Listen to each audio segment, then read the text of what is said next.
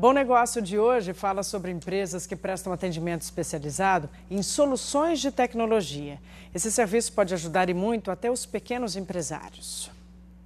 Do escritório em Ribeirão Preto, a empresa especializada em consultoria de tecnologia da informação e serviços de informática coordena uma equipe de quase 5.000 técnicos espalhados pelo país. Uma rede de profissionais especializados e a gente daqui desse escritório a gente faz a gestão desses técnicos, né? Então a gente tem várias formas de fazer essa gestão, temos sistemas automatizados, a própria comunicação via telefônico também ajuda bastante e as demandas entram por aqui e daqui a gente gerencia esse atendimento prestado pelas empresas. A empresa foi fundada há 5 anos pelo Anderson. O analista de sistemas percebeu que havia uma grande demanda por atendimento especializado na área de soluções em tecnologia. Toda empresa hoje vai ter que ser uma empresa de tecnologia, porque ela precisa de um software, ela precisa de uma gestão mais eficiente. Ricardo é dono de um comércio de autopeças e encontrou na tecnologia uma aliada para aumentar o faturamento. Nós fizemos a parte de cabeamento com o eletricista, que não foi com uma pessoa muito capacitada, acabamos tendo alguns problemas lá na empresa, parte de conexão, de Wi-Fi, de rede, até que eu encontrei uma empresa especializada realmente que pôde solucionar todo o nosso problema da parte de Wi-Fi lá e de wireless, parte de cabeamento também. A gente trabalha, 90% de nossas vendas são pela internet hoje, então é bastante importante isso para mim na empresa. André é tecnólogo em análise e desenvolvimento de sistemas. Depois de 15 anos como funcionário, resolveu usar essa experiência para abrir a própria empresa de gestão de TI. Ao analisar o mercado, ele percebeu que havia uma carência na prestação do serviço a pequenas empresas e se especializou em atendê-las. Para ele, a principal dificuldade ainda tem sido convencer os pequenos empresários sobre a necessidade do serviço e os benefícios no dia a dia da empresa. Pequenas empresas também podem ter o mesmo diferencial das grandes, com um custo bem baixo e realmente pode também alavancar a sua empresa com essas tecnologias. Esta outra empresa de Ribeirão Preto atua há 26 anos na manutenção de equipamentos de informática.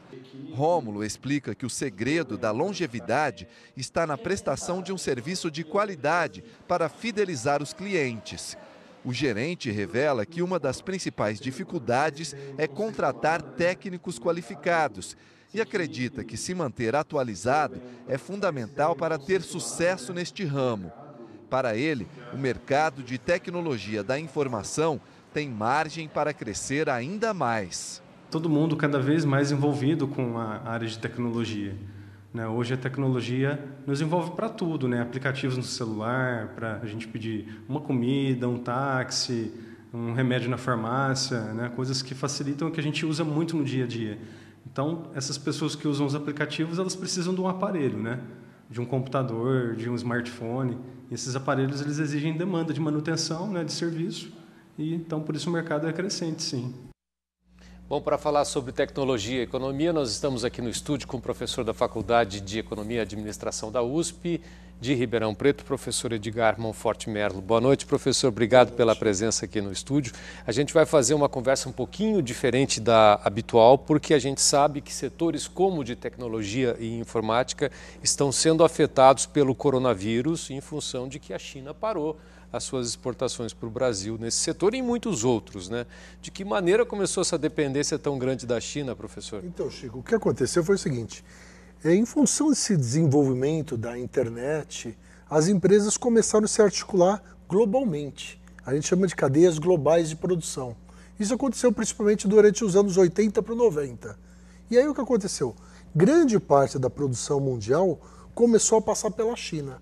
Hoje, praticamente, todos os países têm conexões muito fortes com a China, que produz uma parte da sua cadeia produtiva. Então o que acontece?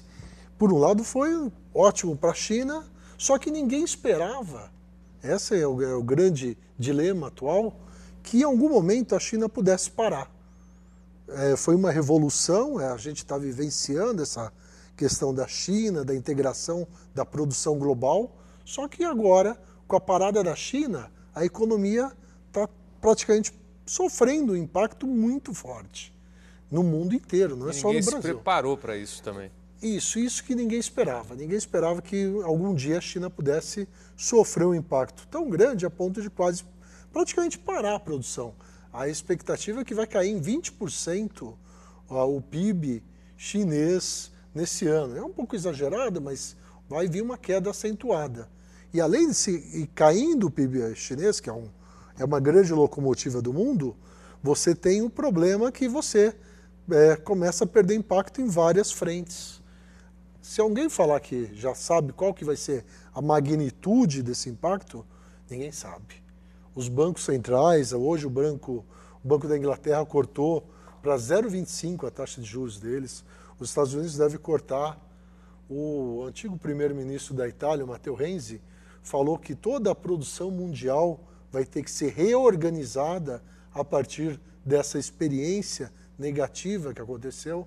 Então, é um momento que a gente está meio que pondo em xeque essa questão da globalização que foi possibilitada pela tecnologia. Mas qual seria o caminho, né, professor? Porque é difícil retroceder, né, nessa interação, né, nessa globalização, né, essa ligação que a internet proporciona, né? Talvez não depender tanto de um mercado só. Isso. Né? O que muita gente começa agora a veicular como uma possibilidade é você ter não só essa dependência tão forte da China, começar a ter algum tipo de produção paralela para, se acontecer novamente algum tipo de emergência dessa, você ter uma solução para não paralisação das atividades. Hoje a importância da China é tão grande que, para você ter uma ideia, está faltando containers para exportação de produtos. Aqui para a região dá para a gente trazer? O senhor consegue dar uma dimensão para a gente? Da nossa região aqui afetados? A gente vai ter quando você tem uma queda de atividade econômica, que é o que é esperado, por isso que os bancos centrais estão baixando a taxa de juros, geralmente cai muito a demanda. Quando cai a demanda, esse é um grande desafio do Brasil nessa crise. Os preços das commodities, dos produtos agrícolas caem mais acentuadamente. Então, o que acontece? Provavelmente, o que deve acontecer é isso, você vai ter perdas no nível de preços dos produtos agrícolas brasileiros, o que é terrível para nós, porque... Atinge o setor sucroenergético? Com certeza, não só o sucro, todo o setor produtivo agrícola acaba perdendo muito preço. Isso é uma experiência que já é conhecida. Toda vez que você tem uma crise, os produtos agrícolas sofrem muito mais que os que já têm algum tipo de nível de industrialização. O senhor acha que isso já é para agora? Então, na verdade, se você assim, hoje o mundo inteiro está se questionando qual vai ser o impacto. Com certeza vai vir um impacto. Agora, quando ele chega? Então, vai vir o primeiro impacto, vai ser no nível da logística. O que acontece? Começa a faltar peças. Para você ter uma ideia, a própria Hyundai lá na Coreia está com problema de produção porque não tem peça da China. Então, a integração era muito grande. Então, vai Quer dizer que esse impacto ainda está se articulando, Isso, professor. Exatamente, Flávia. Na verdade, se você, assim, mesmo nos Estados Unidos, os grandes centros europeus estão discutindo qual que vai ser esse impacto. Com certeza vai vir um impacto no crescimento mundial. Isso vai ser uma coisa que a gente vai ter que aprender a lidar. E a gente tem um desafio forte, né? Porque, na verdade, os outros países podem fazer uma política de gastos. Quer dizer, geralmente, nessas horas, o que se preconiza? O Estado entra gastando para evitar que caia muito o nível de atividade. No Brasil, tem gente que fala que vai ter que suspender alguns compromissos de equilíbrio de contas públicas, tem outros que não. Então, isso daí ainda não está muito claro, qual vai ser a posição do Brasil. Professor, só mais uma questão local aqui, a questão do calçado em Franca sempre é muito relacionado ao mercado chinês. Os calçadistas sempre reclamaram muito da concorrência chinesa e, em determinado momento, isso parece que se equilibrou. Será que com essa nova realidade pode haver?